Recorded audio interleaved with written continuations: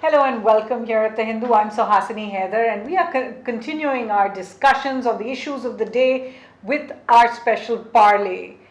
Now, the Indian government has said it is willing to show patience over China's refusal to allow the listing at the UN Security Council of Jaish-e-Mohammed chief Masood Azhar. That's certainly one way of dealing with the problem, but how do we see the longer, more strategic view of India's relationship with China, particularly on the issue of terror? With me to discuss this are the two experts, Alka Acharya, professor at Jawaharlal Nehru University Center for East Asian Studies, as well as Professor Jabin, who's at the Shiv Nadar University. Both of them established China scholars. And Alka, I want to start with you and ask, India has taken a much calmer tone, if you like, than perhaps we have seen in public on the issue of what China has done in terms of Masood Azhar's listing. Do you think this track will work?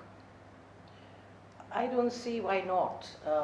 Yelling and screaming was not helping the issue, and maybe a much more subtle, much more nuanced, much more behind the scenes approach may work. I think the significant thing to understand is that the Chinese have not provided any indication as to whether they're going to change on this particular issue, whereas on others they have, for instance, blacklisting the organization or putting Pakistan on the Fatah grey list. So there are also various shades to China's stand and actions at the global level. I think we need to also therefore adopt a more calibrated and nuanced approach, because yelling was not really helping the situation. Professor Jacob, would you agree in a sense that China's objections to listing Masood Azhar are probably not ideological, and therefore there is some room for flexibility? Or would you say that China is essentially giving a strong message by refusing to list him for the fourth time in a decade, and India should perhaps take a message from that? I think yes, definitely India should take a message from that.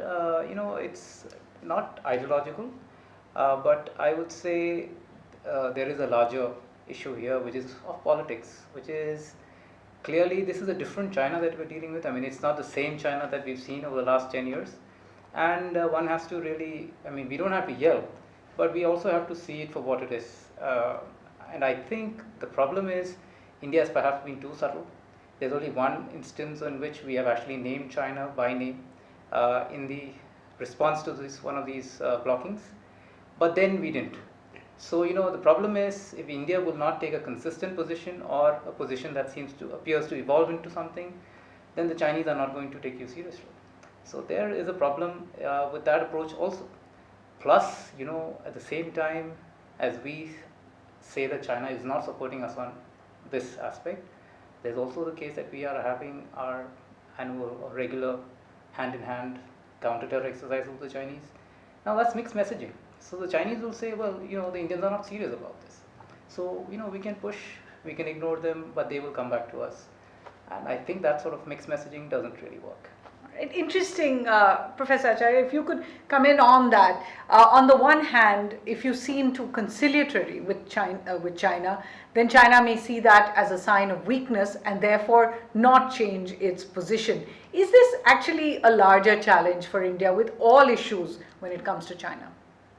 See, first, I do not agree with the fact that because they have chosen to block this issue of Jaish chief consistently for 4 times now in a row, therefore it amounts to their contradictory stand on other issues with us. Because we are seeing this a lot. I think they have tried to take a consistent position as to why they have refused to blacklist the individual, whereas they are taking a slightly different position with regard to the organization. I think the fact is that the India-China dialogue has expanded.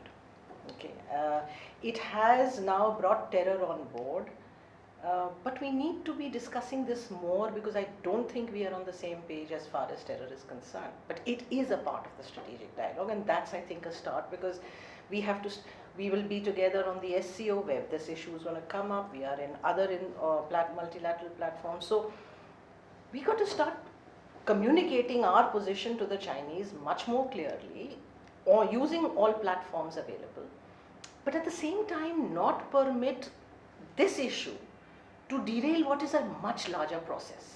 And I, for one, do not believe that this issue is sufficient for us to start taking a hard line towards China, or start adopting tactics which are not likely to be sustainable. Ultimately, as he said, you got to let the Chinese know what you're thinking, which means that you need to have a clear and consistent stand.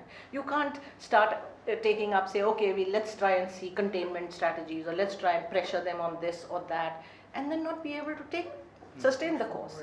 So, A, you need to ensure that terror becomes a constant mode of communication and interaction, and much more importantly, bring together your positions on it and try and resolve the differences. Number two, you got to keep them engaged with the fact that they are the ones today who are in a position to actually now have the greatest influence with Pakistan. And their interests are equally involved. But isn't it interesting that in India there is no stomach for any kind of dialogue with Pakistan? And yet with China, every time there is a pushback from China, and this is pretty in your face when China refuses to list Masood Azhar despite the Pulwama attack, despite the kind of push India has made after the Pulwama attack diplomatically. Why is there this dichotomy? See, the thing is that we have taken a very, at least in the last 5 years, one has seen that the whole situation with Pakistan has become more and more and more rigid. So, if in the past we did see an attempt to balance no terror, no dialogue till the terror attacks stop, but at the same time you are opening up other channels. In the last few years, it has become much more brittle and much more, I would say, not quite static in that sense, but very rigid. It hasn't moved. It hasn't moved. And increasingly, you are seeing that the Chinese are becoming more and more and more significant players in this region. So you are in a bit of a dilemma, because you need to ensure that your relationship with China doesn't get derailed. There is a lot of suspicion about how the Chinese are preparing to support Pakistan, but you can't shut that door as well, because then you are really only dependent on the Americans. The Russians, see, Suhasini, look at the way the geopolitics is changing. Okay, now you are not just, it's not just about China, India, Pakistan. It's about the Americans wanting to disengage, so they are now, their stakes with Pakistan and China are very different. The Russians wanting to get into Afghanistan via Pakistan. Central Asians, again a different. Do you think the Americans are going to play our game with the Pakistanis for us? I'm not too sure. Right, certainly past has not shown that working. Jabin, then I do want to get into that larger conversation we're having with China, but before that, if I could just ask you about the specific case with Jaish-e-Mohammed and particularly Masood Azhar. In 2001, October 17 to be precise, when China went along with the Security Council resolution to list the Jaish-e-Mohammed, that listing is itself quite clear. It names Masood Azhar as the founder of Jaish-e-Mohammed, it names him as a terrorist, it names him as someone who got funding for his organization from Osama bin Laden. One would think it's an open and shut case. And as Alka pointed out, China has agreed to other listings, but not this one. Is there something that everyone is missing in why China continues to stand firm on this Masood Azhar issue in particular? No, I don't think we need to overthink this. I mean, this is of course clearly tactical as far as the Chinese are concerned. In 2001, look, that's the high noon of the reaction against global terrorism. And the Chinese also got their cut from it, because they had the East Turkestan Islamic movement also banned at the same time. So they needed to play along. And there has been inconsistency in a way, manner of speaking, also from the Chinese. The BRICS forum in Goa, they refused to let any mention of terror come onto the joint declaration. But the next year in China, they were willing to go along. So it's up and down, and it's, I suppose, also a bit of, the Chinese are not, completely at home in Pakistan either. So they also need to sort of put pressure on Pakistanis and tell them to behave vis-a-vis Chinese interests. And I would say that the larger issue really is about communication, as Alka just mentioned, which is, what is the communication that India has with China on this particular issue. I mean, at the end of January, we just had the 8th joint working group meeting with the Chinese on counter-terror. And if you look, you have to look really very hard at the MEA website to find any mention of this. Otherwise, I mean, I couldn't find any mention of previous JWGs. But even the notice on this is really nothing. It informs. It's very basic. It doesn't inform you as to what is going on. Now, the Chinese can get away with that. But in India, the government needs to communicate also to the strategic community, also to the public. And so you can't deal with the Chinese using Chinese methods and ignore how the system works on your own end. So communication, I totally agree that we can't hold the entire relationship with China hostage to one issue. But I fear that in our relationship with China, in trying to match up to the Chinese, we have become very Chinese in methods, in communication, and that is not helpful for our system. We've become oversensitized that China will not move. So then let me ask you, because you did allude to this, some have suggested that all the diplomatic capital India is using when it comes to Masood Azhar may be a bit of overkill with China, because sometimes when you tell a country like China that this is something you really want, then suddenly it becomes even more difficult to get that from them. Do you think, therefore, the diplomatic capital India is using when it comes on this particular issue, where there is a difference with China, is worth it? So, well, there are two parts to this. The first is, of course, this is overkill because we don't have the capacity to follow up. I mean, the kind of effort we have to put into this is only worthwhile if we can follow up with other global capitals, even the small players, through the year, right? Otherwise, what's the point of it? But on the other hand, there is a certain value, I think the people dealing with China in the ministry understand this, that China is not comfortable being named and shamed or sticking out as the only objector in this, and it sort of has an effect on the Chinese.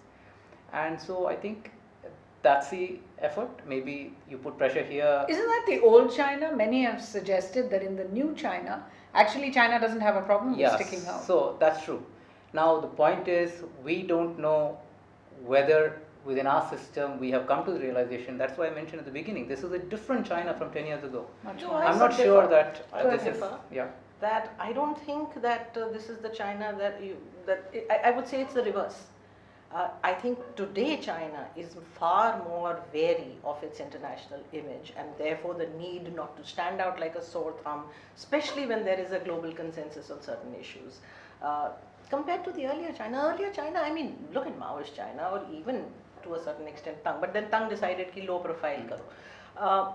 But today's China is far more integrated, and it is far more conscious of the kind of image. Now, does Masood Azhar issue actually dent that or does it really show China as a power which has double standards? I would say, apart from a few countries, not very. I'm saying it's an aberration. Okay, it's an aberration. So therefore, I would, I have a counter kind of question. Indian official position has been fairly muted. They've not really shown this shock and horror that look what they've done to us. Okay, that's number one. You remember the last overkill, which was the NSG vote. Right. We have the foreign minister going in a press conference and saying we are sure Chinese are going to vote for us. Next day, they don't vote for us. I think there's been some rethinking that is it wise to push things to a point publicly, and then, because where is the humiliation or where is the heating humble pie? It's all on our side. And we seem to be, of course, a bit of a moral right. Ki, look, terror man is not being named. But on the other hand, our objectives are not met. Our national interest is you're still sort of working that out. Right. So I think it still boils down to a question of capacity. I mean, you can take the moral high all you want, but there's mixed messaging which other capitals are not unaware of. I mean, you see the Minister of State for External Affairs tweets right after the vote saying, is China's stance somewhat akin to the soft position of political parties and leaders at home? Yeah. Wow. I mean, that's a cheap shot.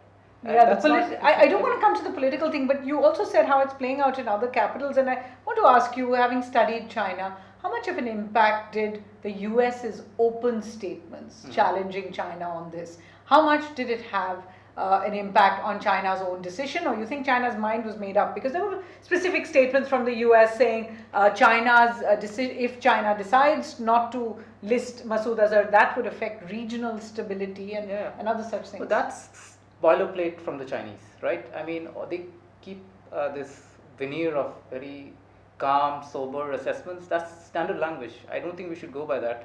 But yes, the Chinese do take the Americans seriously, and that's again a question of capacity, because the Americans can follow up. They can put the others under pressure to follow what the Americans think is in their interest. Whereas in the case of India, I mean, terrorism or energy, these are important for India perhaps, but tomorrow they are not important to other states. And it is only possible to keep the other states interested if we have the capacity to consistently put pressure. Right. As long as that's not the case, the Chinese will not be moved. Let's go through with that other question on the political wrangling we have seen. On the one hand, you have the government accusing the Congress party leader of meeting the Chinese ambassador. You have criticism from the opposition that said that despite the Wuhan summit, the Prime Minister has been unable to get any concessions from China. How much is this political issue over China playing out in Beijing as well? Do you think the fact that India is going in for elections, for example, may have contributed to Beijing's decision to say, let's put off this decision on Masood Azhar until after? Not quite. I would say there are three dimensions here. Number one, over a period of time, the Chinese have seen that there is a fairly consistent position. China policy has been fairly consistent. So you have whichever government has been in power has more or less taken the same framework, which is one of engaging and moving the relationship forward. And then you have other things being added along the way, strategic partnership, and then harmonious kind of relationship and so on. That has been fairly much, and therefore I'm sure many people in China do not take this internal wrangling very seriously, because it's something that the government when it's in opposition, it says I've been looking at statements made by the political parties when they're in power and they're in opposition. Yeah. So if you remove the names, it's practically the same thing. So that's one aspect that I think on the whole these charges are of necessity purely political. So you will have to say, oh, Wuhan is in tatters. I don't agree with that. I don't think Wuhan is in tatters at all, because Wuhan was about something else entirely. It was not that the Wuhan meeting between the two was that, leaders. okay, we'll do whatever you want. It wasn't that. The second point is that I think we have not yet grasped that the Sino-Pakistani relationship is undergoing a transformation, a major transformation. And we continue to take this anti-India perspective as the dominant one, which it is not. With 66 billion, with the CPEC, with the amount of investment that the Chinese now have, you can see the notion, the nomenclature of iron brothers has replaced the earlier deeper than honey, deeper than oceans and sweeter than honey. It's iron brothers, and this is evoking a very different notion of what China-Pakistan relations are about. Are we aware of these kind of nuances and changes in China? Is far too invested in Pakistan, and it's not, and I would say that anti-India is lower down. It's not the top priority.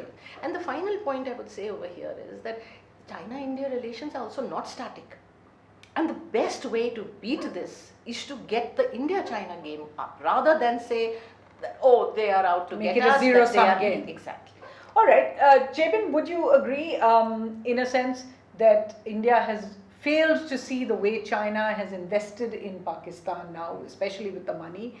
Do you think, for example, that there are concessions India can give, particularly on the subject that seems to matter the most to China, which is the Belt and Road Initiative? There's another forum coming up, a meeting coming up in April. Are there concessions India should and can give?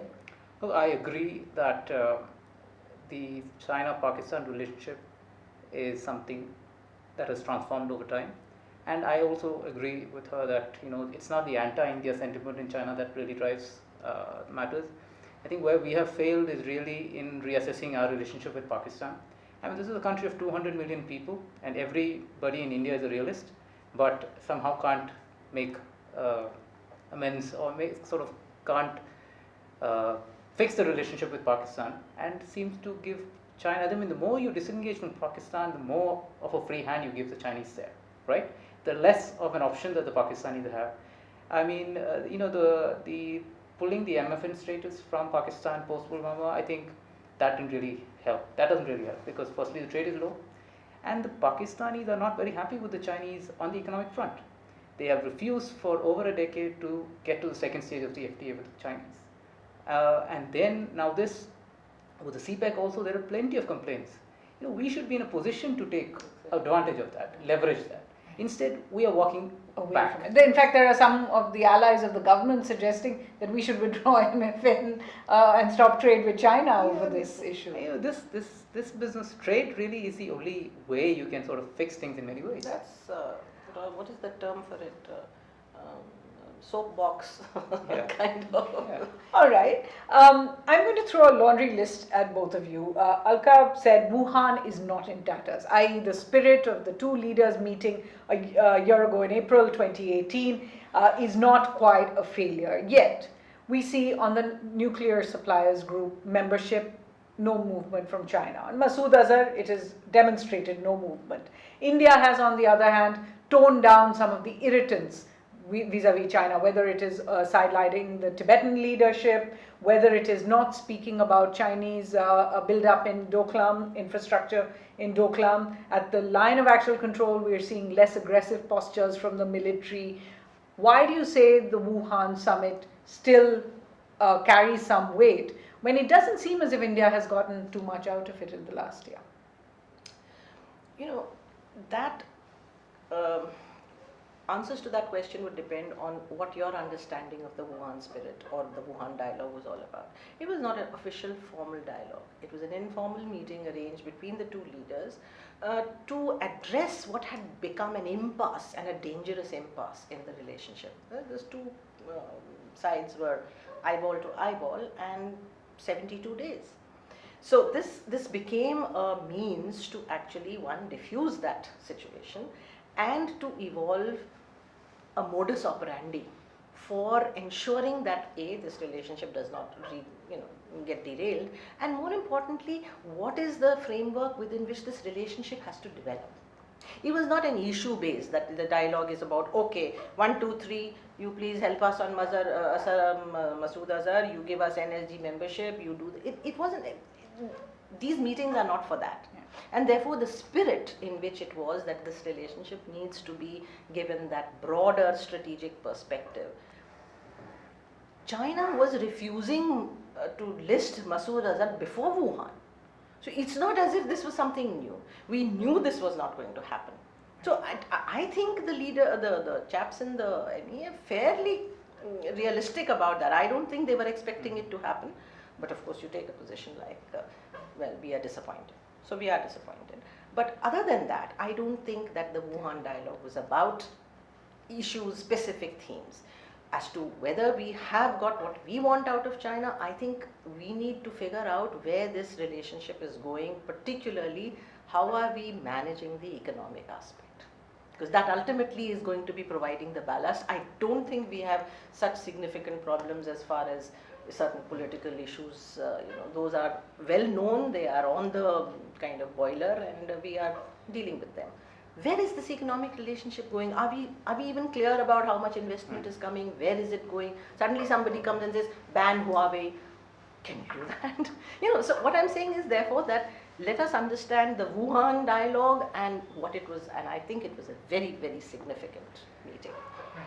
But let us not confuse it with not tactical wins. Exactly. Jabin? So, I really don't hold much in store by Wuhan. I mean, Wuhan itself was very tactical, right? And my problem with Wuhan is essentially that you are moving, again, this is a case of India copying China, where you are moving away from process-based interactions between governments, where, citizens of India deserve the right, or deserve to know what goes on there. I mean, this is how our system operates. Instead, you have an individual based approach, and this might work in China because China, Xi Jinping is the all powerful. This doesn't work here. I mean, is this sort of approach going to continue post election, say if we have a new leader here? So you have to build something sustainable, and this whole business of hours and hours of dialogue between the heads of two large countries, that is completely non-transparent, there's no record that is available for on our side. This doesn't, I mean, I don't see this as acceptable. And there are problems when, as it is, we have a problem in India where government is the master of all, and we have to have a right to information in this country in order to get our what is by ours by right. So I think this is not healthy, that we ignore processes. So that's my basic problem with Wuhan, and essentially nobody says Wuhan is going to be a panacea for everything. I don't think. We'll have to wait after the elections, and my feeling is after the elections, even if the government comes back, and the Chinese, for the Chinese, this last year is very important. They had the trade war. This is a year of very, very sensitive anniversaries at home in China. You wait till the middle of the year. They already have the extension of the truce with the Americans on the trade war. I think China will be back to its old thing, and nobody's and going possible Xi Jinping visit to Japan as well.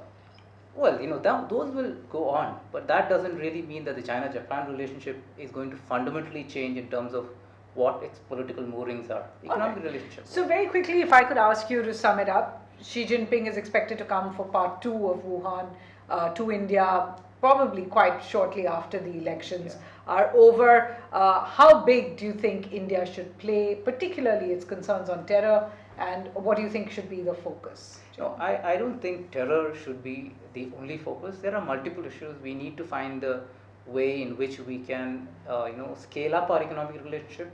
I mean, there are things that Xi Jinping talked about in his first state visit to India, which have simply not taken up. The industrial parks, the railway cooperation, none of this. And staying out of the Belt and Road might have its political importance, but look, we also need something. The Chinese are the only investors out there that have the scale of capital, the volume of capital. So we need to find a way, and we need not call it Belt and Road. We can call it something else, and the Chinese are willing to do that. Let them do what they want, say what they want at home. We say what we want at home. So we need to find a way to engage in terror, and it's an important issue, but it's not really. It doesn't have to be the centerpiece. Alka, what would you say with the Xi visit? I just a minor sort of difference of opinion about Wuhan. See, we already have a regular process. Annual state visits happen. There are meetings between foreign ministers. There are meetings between foreign secretaries, joint secretaries. So there's a fairly structured kind of an official process.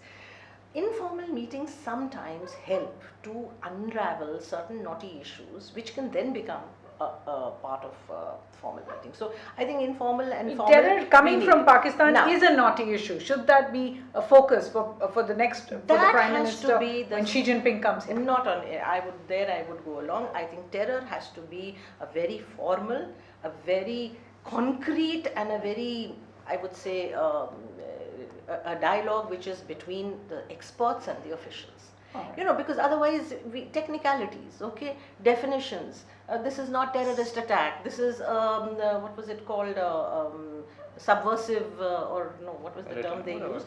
Don't get bogged down in those details. But it should be the subject of very structured and a very formal dialogue, which sorts out all these.